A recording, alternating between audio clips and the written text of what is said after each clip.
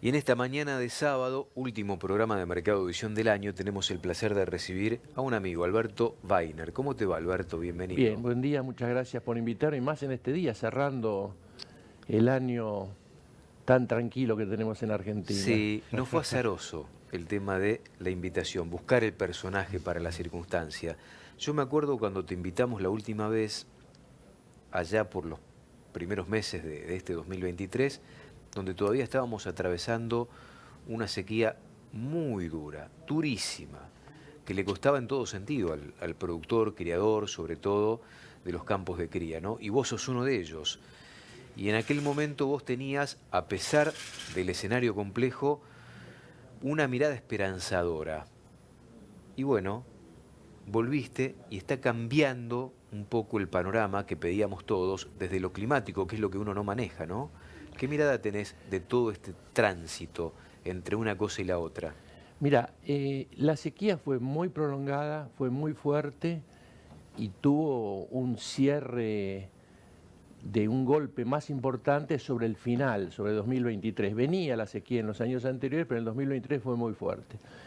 Y podemos definir que hubo dos tipos de productores: aquellos que tuvieron espalda para aguantar la sequía, alquilando campo, comprando rollos, comprando balanceados, haciendo destetes precoces, etcétera, etcétera, que la pasaron razonablemente bien, con un impacto económico en el bolsillo importante, pero la pasaron, y aquellos que se tuvieron que desprender de su capital de trabajo, sus vacas, sus vientres, que son Claro. su capital de trabajo, y no pudieron soportar, y por ahí un productor chico que tenía 150 vacas que se quedó con 70, 75 porque se le murieron o tuvo que vender. Bueno, pero eso es la realidad. La sequía se terminó, se está terminando.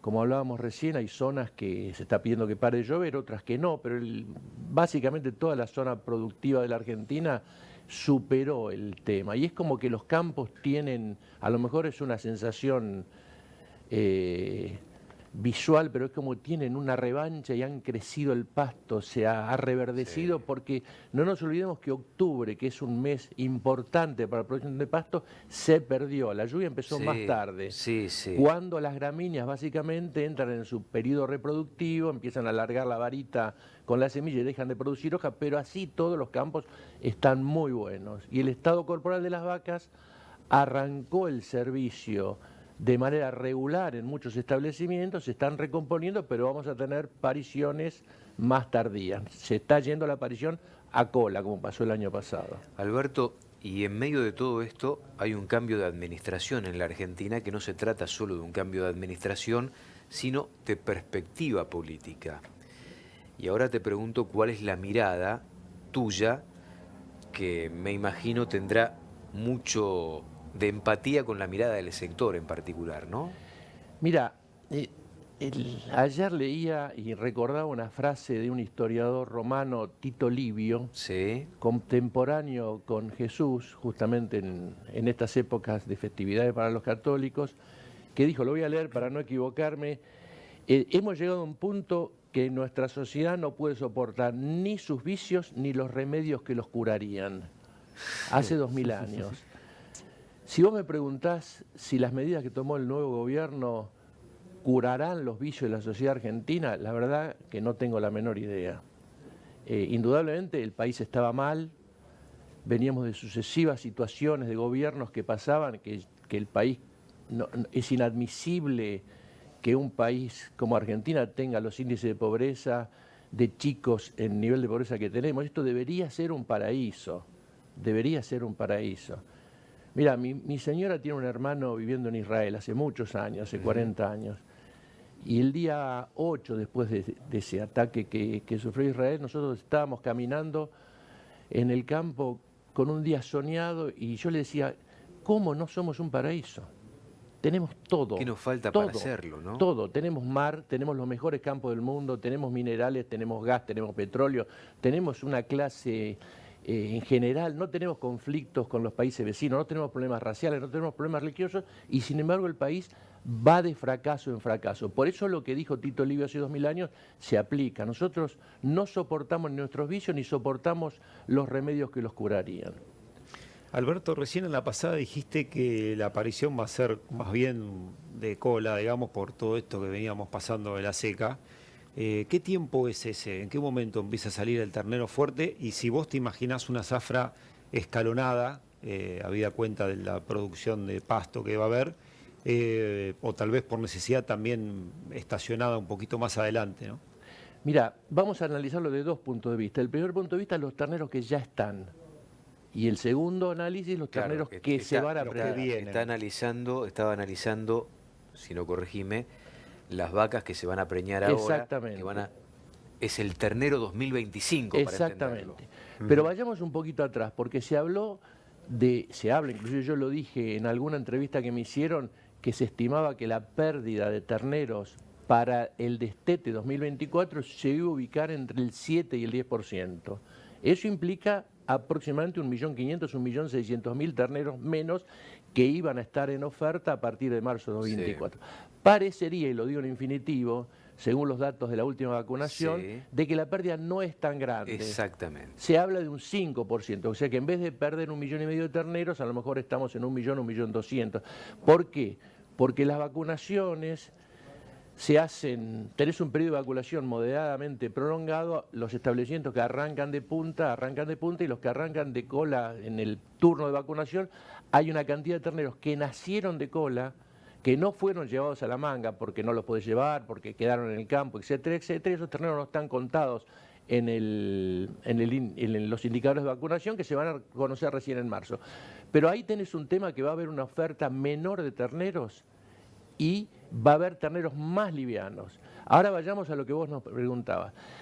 Al tener terneros de cola, o sea, mucho ternero de cola, que eso indica si la pérdida no fue tan grande, quiere decir que los terneros son de cola, esa vaca o vaquillona de segundo servicio, o sea, vaquillona de segundo servicio peor, y en general el rodeo, se va a tender a preñar de cola. O sea que normalmente en el 2025 probablemente recompongamos el número de terneros, pero vamos a tener menos kilos al destete. Bien. Pero hay un tema que es más macro. Yo traje acá los números lo siguiente. Nosotros en el año 90 teníamos 52,8 millones de cabezas. En el año 90. Hace 34 años. Exactamente. Hoy tenemos 54,2, 53,9, por ahí anda, en el 2023. O sea que tuvimos un crecimiento del 3% en 25 años. O sea, tuvimos un 0,13% de crecimiento anual. Teníamos una población en esa época de 20 y pico millones de habitantes, hoy somos 45. ¿Y la eficiencia de ese rodeo se puede medir? ¿Se pudo medir? Sí. Ahora hagamos una comparación con Brasil y ahora vamos al tema de la eficiencia. Fíjate lo que pasó en Brasil. Brasil en el mismo año que nosotros teníamos 52 millones de cabezas, tenía 52 millones de cabezas, tiene la misma cantidad. Hoy Brasil tiene 224 millones de cabezas. Tuvo un crecimiento del 430% en 23 años, o sea, un 18,6% de crecimiento anual contra un 0,3% de Argentina. Yo ahora, que estoy en el jardín de infantes, pregunto siempre lo mismo. ¿Por qué? Bueno, hay cosas que sí y hay cosas que no. Cuando decimos hay cosas que sí, porque las actividades económicas crecen cuando son negocio. La palabra negocio en latín quiere decir la negación del ocio. En Argentina se ha incorporado un concepto que es mala palabra, el negocio. Sí. Pero de cualquier manera, si vos decís por qué no se creció y por qué es un negocio irregular, es un negocio inseguro, es un negocio de largo plazo, es un negocio que no genera confianza, es un negocio al cual le cambian las reglas de juego permanentemente. Exacto. Y en ese caso el productor no tiene ganas de meter la plata en el bolsillo y crecer. Ahora, cuando dije que no, estoy diciendo que Brasil, en ese crecimiento espectacular, incorporó a la superficie ganadera 5 veces el territorio de Portugal, deforestando masivamente. O sea, que lo puede llegar a penalizar en el mediano plazo. Lo puede llegar a penalizar. Con las nuevas reglas que impone el mundo, desde el punto de vista de cómo producimos en relación al medio ambiente. Pero en tal caso sirve de modelo para saber que se puede crecer y a una velocidad muy rápida, ¿no? Perón en uno de sus discursos... Eso es algo negativo, pero bueno, acá sería distinto, aplicando una fórmula parecida, ¿no? Perón en uno de sus discursos, que se puede buscar en internet, en su regreso, en su tercera presidencia, él dijo que sus críticas al sector agropecuario, que se había equivocado. Lo dijo en un discurso, se puede buscar que Argentina ha vuelto a las redes hace poco sí, ese discurso. Que hace de ahí, bueno, de ahí lo saqué yo, que Argentina tendría que tener 100 millones de vacas. Sí. Cuando dice nosotros tenemos 23, 24, supongo que está hablando de cuando dice vacas del lector general. Pero bueno, pero por otro lado hay un tema que se llama eficiencia biológica. Por ahí mezclamos un tema, pero está relacionado a por qué no crece. Si vos decís, yo en una hectárea que tiene aptitud para todo, agrícola o ganadera, hago un cultivo como el maíz, con el mismo sol, o sea, la misma fotosíntesis, la misma agua y los mismos nutrientes, si el campo es moderadamente bueno, puedo estar pensando en 8 o 10 toneladas, 8.000 o 10.000 kilos de maíz por hectárea. Si en ese mismo suelo, en ese mismo año, con el mismo sol, la misma agua y los mismos nutrientes, hago una soja, estoy sacando 4.500 kilos de soja por hectárea. ¿Qué quiere decir? Ahora vamos a ir a la carne. Que el maíz biológicamente es mucho más eficiente que la soja. ¿Qué quiere decir? Que con los mismos insumos produce más kilos de algo. Ahora, si en ese mismo campo yo hago una pastura de buena calidad y hago una invernada con novillitos de 300 kilos bien manejados, puedo andar manejándolo bien sin suplementos externos en 400, 500 kilos de carne por hectárea de producción. Contra 8.000 del maíz. ¿Qué quiere decir? Que la vaca, la ganadería, es un proceso biológicamente poco eficiente. Eso es así. Eso es así. El pollo es mucho más eficiente que la ganadería y el cerdo también. Ni hablemos del pescado en piletas, que con 1 kilo de balanceado produce 1 kilo de carne. Ahora, esa eficiencia biológica que criticaría a la producción de carne, cuando vos te vas a Santa Isabel, en provincia de La Pampa, el rincón de La Pampa contra Mendoza, donde llueven 300 milímetros, y necesitas 10 hectáreas para poner un equivalente vaca, para sacar por cada vaca 0,7 o 0,6 terneros, vos decís, che, ¿qué eficiencia tiene el maíz acá? 0. ¿Qué eficiencia tiene la soja acá? 0. Lo único eficiencia ya es la vaca. Y Argentina, globalmente, parame cuando me estoy pasando el tiempo. No, es atractivo lo que estás diciendo. Argentina, me tira hasta las 12. Argentina, como país, tiene un 70% de su superficie árida o semiárida. O sea, provincia por para provincia. esto. Donde van los ovinos, y donde van los vacunos, pero tenés precipitaciones escasas. La pampa húmeda arranca en el este de la Pampa, hasta el Río de la Plata, hasta no llega al sur de la provincia de Buenos Aires, porque ya Villarino y Patagones son áridos, y agarra sur de Santa Fe, sur de Córdoba, este de la Pampa, y se acabó. Y después, Entre Ríos, perdón, me olvidaba de los entrerrianos, pero después tenés suelos con limitaciones, exceso de humedad y sobre todo aridez. Y ahí la ganadería tiene dos efectos. Primero, que es una producción que genera riqueza. Y segundo, y más importante, es la ocupación del territorio. La ganadería tiene, como hecho geopolítico, tiene que generar que la Argentina sea reocupada por los argentinos. La ganadería echa raíces. Echa raíces, ni hablemos el tambo, con más razón aún, pero la ganadería de carne echa raíces. Vos tenés que Argentina, cuando vos decís esto la gente no te lo cree, pero se puede verificar, está entre los 10 países más urbanizados del mundo. Olvídate de los países ciudades como son el Vaticano, Mónaco, habla de países, está superado por Uruguay, Dinamarca, Bélgica y algunos países más. Después quinto, sexto viene Argentina. Es un país superpoblado, concentrada la población en los conurbanos de Buenos Aires, Rosario. Eso está mal. Eso está mal. Y el resto del país está vacío. Trajiste a Tito Livio hace 2000 y pico de años, que le explicaba que había que cambiar y no sabía si la sociedad estaba dispuesta a producir esos cambios. Que en definitiva es lo que explica el no negocio, la falta de inversión en ganadería y la falta de números contundentes en materia de crecimiento ganadero en las últimas décadas. ¿Supones que a partir de ahora, con esta mirada, que es muy pronto tratar de deducir qué es lo que se viene para la Argentina, hasta es muy pronto deducir qué es lo que se envió al Congreso, en función de la cantidad de artículos y normas a modificar, pero te genera expectativa de que de una buena vez por todas aparezcan las coordenadas para que esa inversión, que no hay que esperarla de afuera, que hay que esperarla de adentro de los mismos argentinos, se produzca?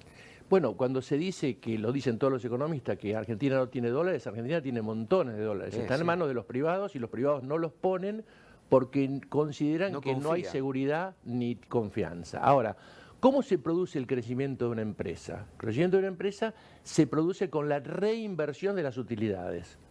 O sea, lo que es utilidad, ya sea en ganadería, en una fábrica de autos, en una panadería, en agricultura, en lo que sea, si yo reinvierto las utilidades, crezco.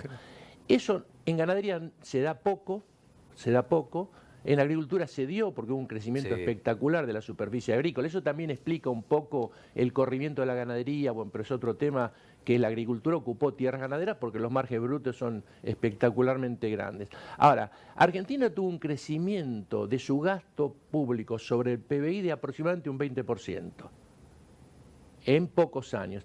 Ese dinero que pasó al sector público, yo no critico porque es necesario, los planes, la gente necesita ayuda, pero bueno, habría que estudiar punto por punto. Pero ese dinero, gran parte, se le sacó al sector privado. Y ese es un dinero que podía haber servido para el crecimiento de las actividades económicas. Porque Argentina en general no es que no crece en ganadería, no crece en casi nada. Casi nada. No No le crece en echemos la casi culpa nada. a la ganadería, es un No. espejo del resto. Alberto, un placer tenerte acá, como de tanto en tanto. La verdad que lo disfrutamos. Espero que tengas un próspero 24, vos y los tuyos. Dale. Y un comentario final, que después, digamos, yo creo que un país y una producción que es inestable como la ganadera, como todas las producciones, tiene un aliado fundamental que está siendo olvidado y a veces revalorizado, que es el pasto. Nosotros tenemos que volver al pasto porque el productor que hace carne a pasto produce 1 kilo de carne sobre pasturas a 18 o 19 centavos de hora del kilo. O una carne que está $3 y pico. O sea, otro día lo hablamos porque es largo, pero el pasto es nuestro aliado al cual tenemos que respetar. Y yo le digo a veces a la gente de campo, no se olviden, y con esto termino, que trabajamos con 2 seres vivos. Uno es el vacuno y otro es el pasto. Si pensamos solo en el vacuno, al pasto lo matamos. Muy buen año para todos. Igualmente. Y otro era Rafa Dercán, que pasó detrás de Alberto Baina. Otro aliado que tenemos. Alberto. Te despido con esto, mirá. Tomo lo que dijiste vos una vez, allá lejos y hace tiempo, cuando yo empezaba a caminar los campos, fui con un asesor como vos a ver vacas puras controladas que se iban a vender en un remate. Y me decía, no mires las vacas, mira el piso. Mira el pasto, que te van a explicar lo que vas a ver después. Y una última frase para terminar, no nos comamos el rebrote, porque la vaca elige lo que más le gusta, y es que en general es lo más palatable y lo más nutritivo. Si no manejamos bien el pasto y siempre nos comemos lo mismo, esa especie desaparece y es reemplazada por una de inferior calidad hasta que las pasturas y los campos naturales se deterioran. Es apasionante el pasto.